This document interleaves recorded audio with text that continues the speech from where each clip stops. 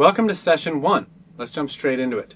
Every time we start a new session, we're going to reset the app. This won't erase any set list stuff that you've saved, but we want to make sure if you've been practicing in the meantime that we all have the same starting point that we can set it up together. We go to menu on the bottom right. At the bottom you see reset. Boom. Now we're back to normal. Then we can go into all. We're going to do this every single time, so it'll get really quick and second nature. Complexity, custom groupings. And here are all of the possible melodic chunks in straight time. Here's how this whole course is going to work. These are the melodic chunks that make up all possible rhythms on the 16th note grid. I'm not going to explain in this course why things are written the way that they are, because there's a whole course where I do exactly that called How Notation Works. So that's a great prerequisite for this, but if you're feeling confident enough, we can jump straight in. You're going to build that understanding intuitively pretty much anyways. So you can imagine these they're not meant to go from simplest to most complex, but they kind of do, right? So if we start with these ones, we're going to start adding them one at a time. However, the reason there are 80 steps and not 16, right? There are 16 chunks here, is that let's say we are really good with these, and now we're going to add this one right in the middle. We can't just throw that in there because it's 1 out of 8 melodic chunks. We're only going to see it once every 2 measures if we're lucky. So it's not a great opportunity to practice the chunk. So what we're going to do is when we introduce a new piece like this one, we'll just pair it up with a couple other ones.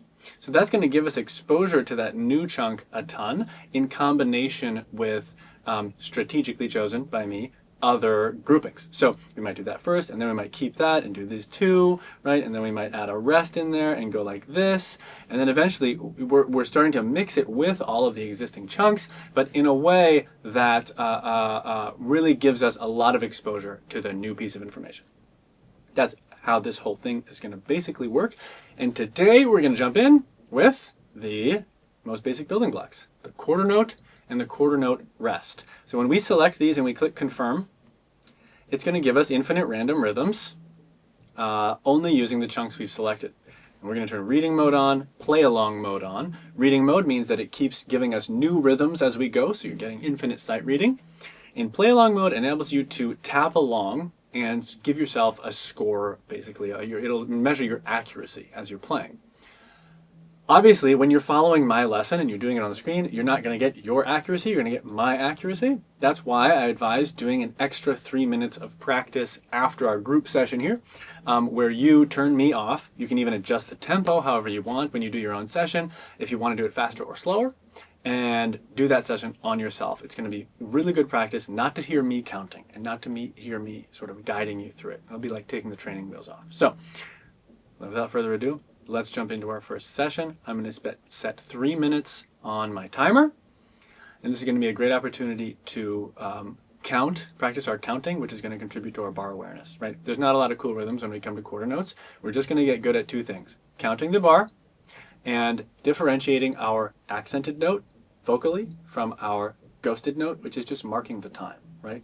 1, 2, 3, 4, 1, 2, 3, 4, 1. So forth. I can't emphasize enough how important your vocalizing is going to be in cementing your rhythmic vocabulary in your mind. And then you get to reverse that, and once it's really solid in your mind, it's going to come out on the drums really easily. Here we go. 3 minutes on. Let's do it. Here we go. 1, 2, 3, 3, 4, 1, 4, 2, 1, 3, 4, 1, 2, 3, 4, 1, 2, 3, 4, 1, 2, 1,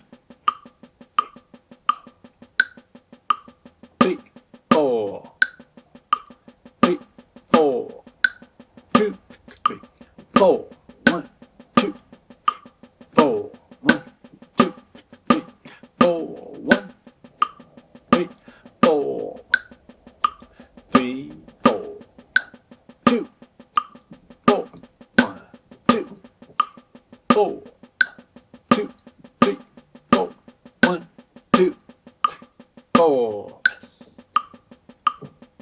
Bar awareness. 4, 3, 4, 1, 2, 1, 2.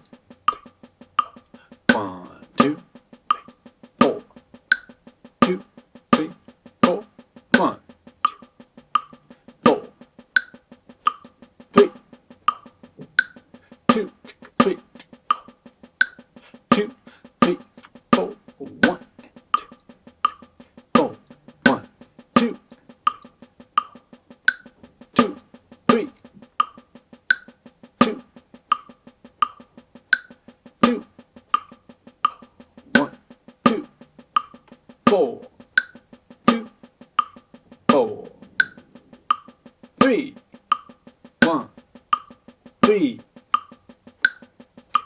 3, 4, 2, 3, 4, 1, 2, 3, 1, 2, 3, 4, 2, 3, 4, 1, 2,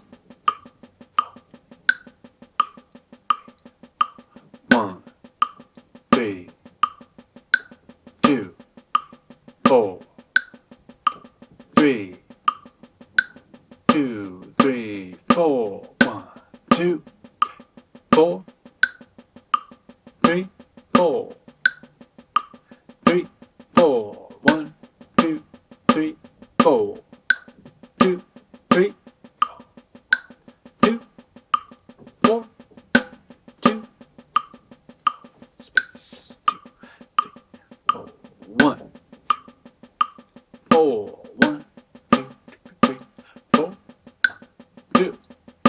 There it is, folks. That's 3 minutes. I encourage you to do an extra 3 minutes on your own. Adjust the tempo accordingly. I encourage you to sing and tap. So vocalize these.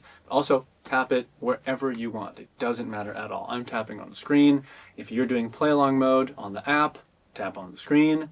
Otherwise, on your desk, literally anywhere, on your fingers like this. That's all that matters, is that you're really physicalizing it while you vocalize it, so that those two things are becoming one, because that's what they do over time as you master the drums and rhythmic vocabulary. They become one, so that when you think the melody, it happens on your hand. All right, see you in the next session.